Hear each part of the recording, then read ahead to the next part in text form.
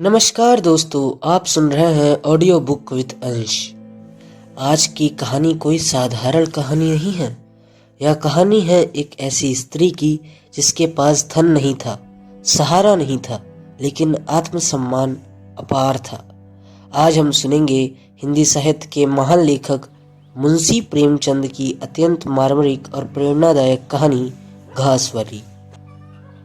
मूलिया हरी हरी घास का गट्टा लेकर आई तो उसका गेहुआ रंग कुछ तमतमाया हुआ था और बड़ी बड़ी मद भरी आंखों में शंका समाई हुई थी। महावीर ने उसका तमतमाया हुआ चेहरा देखकर पूछा, क्यों, क्या हुआ है मूलिया? आज कैसा जी है? मूलिया ने कुछ जवाब न दिया। उसकी आंखें डबडबा गईं। महावीर ने समीप आकर पूछा, क्या हुआ है? बताती क्यों नहीं? किसी ने कुछ कहा है? अम्मा ने डांटा है? क्यों इतनी उदास हो? मूलिया ने सिसक कर कहा, कुछ नहीं हुआ। होगा क्या, अच्छी तो हूँ। महावीर ने मूलिया को सिर से पांव तक देखकर कहा, चुपचाप रोएगी, बताएगी नहीं। मूलिया ने बात टालकर कहा, कोई बात भी तो हो, क्या बताऊं? मूलिया इस उसर में गुलाब का फूल थी। गेहुआ रंग था, हिरन की सी आंखें, नीचे खिंचा हुआ चिबूक, कपोलों पर हल्की लालिमा, बड़ी बड़ी नुकीली पलके, आंखों में एक विचित्र आर्द्रता जिसमें एक स्पष्ट वेदना, एक मुख व्यथा झलकती रहती थी। मालूम नहीं चमारों के इस घर में वह अप्सरा कहाँ से आ गई थी। क्या उसका कोमल फूल सा गात इस योग्य था कि सर पर घास की टोकरी रखकर बेचने जाती? उस गांव में भी ऐसे लोग मौजूद थे जो उसके तलवे के नीचे आंखें बिछाते थे, उसकी एक चितवन के लिए तरसते थे, जिनसे अगर वह एक शब्द भी बोलती तो निहाल हो जाते। लेकिन उसे आए साल भर से अधिक हो गया, किसी ने उसे युवकों की तरफ ताकते या बातें करते नहीं देखा।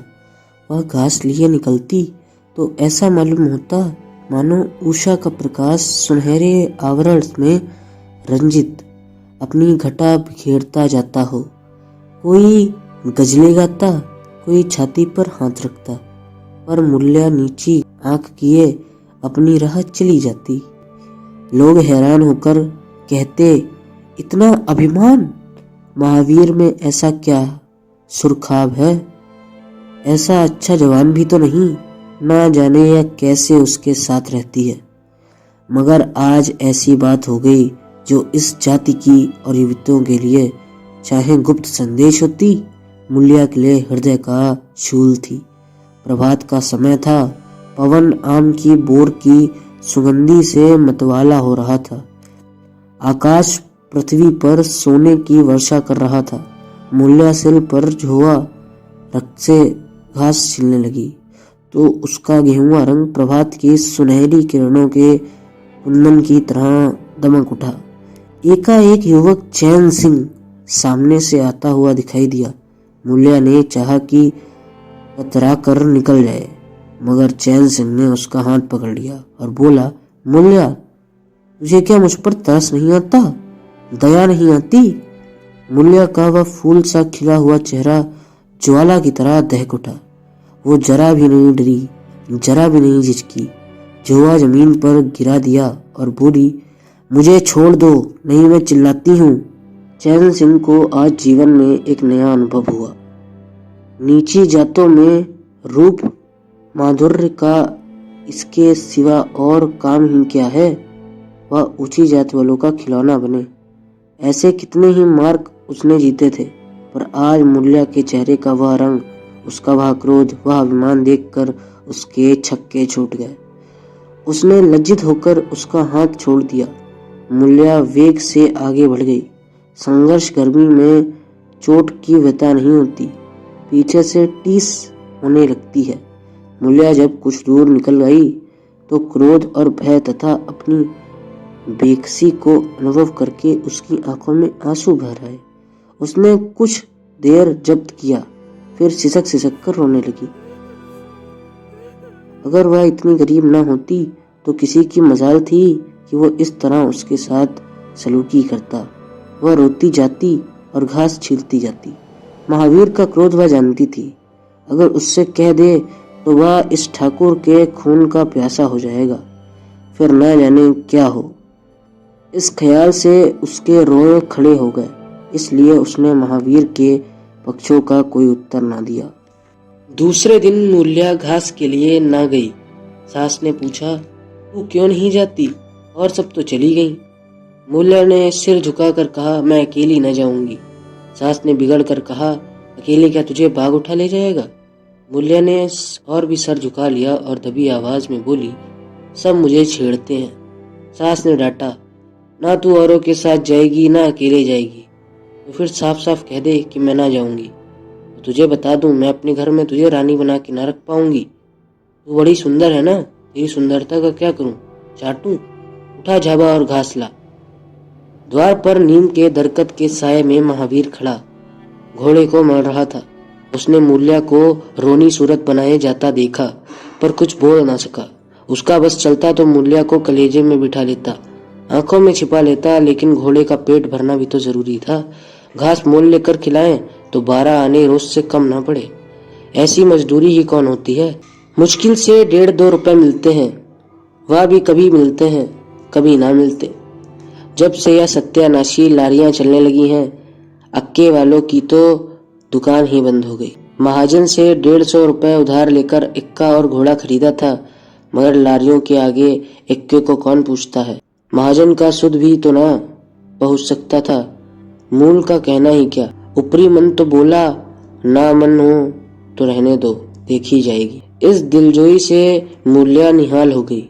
बोली, घोड़ा खाएगा क्या? आज उसने कल का रास्ता छोड़ दिया और खेतों की मेड़ों से होती हुई चली। बार बार सतर्क आंखों से इधर उधर ताकती जाती थी। दोनों तरफ उर्क के खेत खड़े थे। जरा भी खटखटाहट होती, उसका जी सन्न हो जाता। कोई उर्क में छिपा न बैठा हो ऐसा लगता। मगर कोई नई बात ना हुई। उर्क के खेत निकल गए, आमों का बाग निकल गया, सिंचे हुए खेत नजर आने लगे। दूर के कुएं पर पूर चल रहा था। खेतों की मेड़ों पर हरी हरी घास जमी हुई थी। मूल्या का जी ललचाया। यहाँ आधे घंटे में जितनी घास छील सकती हूँ छील लूं। सूखे मैदान में दोपहर तक छील सकूंगी, उतनी यहाँ आधे घंटे में मिल जाएगी। कोई चिल्लाएगा तो चली जाऊंगी। वह बैठकर घास छीलने लगी और 1 घंटे में उसका छाबा आधे से ज्यादा भर गया। वह अपने काम में इतना तन्मय थी कि उसे चैन सिंह की खबर न हुई। एकाएक उसने आहट पाकर सिर उठाया तो चैन सिंह को खड़ा देखा। मूल्या की छाती धक से हो गई। जी में आया भाग जाए, छाबा उलट दे और खाली छाबा लेकर चली जाए, पर चैन सिंह ने कई गज के फासले से ही रुककर कहा, डर मत, भगवान जानता है मैं तुझे कुछ ना बोलूंगा। जितनी घास चाहिए ले ले, मेरा ही खेत है। मूल्या के हाथ सुन्न हो गए। खुरपी हाथ से चली ना, घास नजर ही ना आती थी। जी चाहता था जमीन फट जाए और मैं उसमें समा जाऊं। जमीन आंखों के सामने तैरने लगी। चैन सिंह ने आश्वासन दिया, छीलती क्यों नहीं? मैं तुम्हें कहाँ कुछ कह रहा हूँ, यही रोज चली आया कर, मैं छिला दिया करूंगा। मूल्या चित्रलिखित सी बैठी रही। चैन सिंह ने एक कदम आगे बढ़ाया और बोला, तू मुझसे इतना डरती क्यों है? क्या तू समझती है मैं आज भी तुझे सताने आया हूँ? ईश्वर जानता है, कल भी मैं ना तुझे सताने आया था और न आज। कल मैंने तेरा हाथ न पकड़ा, मेरे मन ने तेरा हाथ स्वयं ही पकड़ लिया। तू चली गई तो मैं वहीं बैठकर घंटों तक रोया। जी में आता था हाथ काट डालूं, कभी जी चाहता था जहर खा लूं। तभी से तुझे ढूंढ रहा हूँ।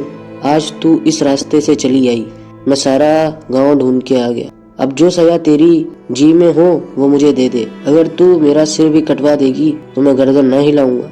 मैं लुच्चा हूँ, लेकिन जब से तुझे देखा है मेरे मन से सारी खोट मिट गई है। अब तो यही जी में आता है कि तेरा कुत्ता हूँ, तेरे पीछे पीछे घूमूं। तेरा घोड़ा होता तो तू अपने हाथ से मुझे घास खिलाती। किसी तरह यह चोला तेरे काम आवे, मेरे मन की यह सबसे बड़ी लालसा है। मेरी जवानी काम न आवे अगर मैं किसी खोट से ये बात कर रहा हूँ। बड़ा भगवान था महावीर जो ऐसी देवी उसे मिली। मूल्या चुपचाप सुनती रही। फिर नीचा सिर करके भोलेपन से बोली, तो तुम मुझे क्या करने को कहते हो? चैन सिंह और समीप आकर बोला, बस तेरी दया चाहता हूँ। मूल्या ने सिर उठाकर उसकी ओर देखा। उसकी लज्जा न जाने कहाँ गायब हो गई।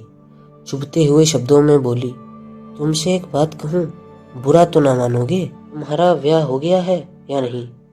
चैन सिंह ने दबी आवाज में कहा, ब्याह तो हो गया है, लेकिन वह तो एक खिलवाड़ है।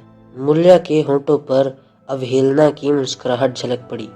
बोली, फिर भी अगर मेरा आदमी तुम्हारी औरत से इसी तरह बातें करता तो तुम्हें कैसा लगता? तुम उसकी गर्दन काटने पर तैयार होते? बोलो, क्या समझते हो कि महावीर चमार है तो उसकी देह में लूह नहीं है? उसे लज्जा नहीं है? अपने मर्यादा का विचार नहीं है? मेरा रूप रंग तुम्हें भाता है? क्या घाट के किनारे मुझसे कहीं सुंदर औरतें नहीं घूमती? मैं उनके तलवों के भी बराबर नहीं। तुम उनसे क्यों नहीं दया मांगते? और तुम उनसे ना मांगोगे क्योंकि तुम्हें उनसे दया मांगने में तुम्हारी छाती दहलती है। मुझसे दया मांगते हो इसलिए ना कि मैं चमारिन हूँ, नीच जाती हूँ, और नीच जात की औरत जरा सी गुड़ की धमकी व जरा सी लालच में तुम्हारी मुट्ठी में आ जाएगी। कितना सस्ता सौदा है।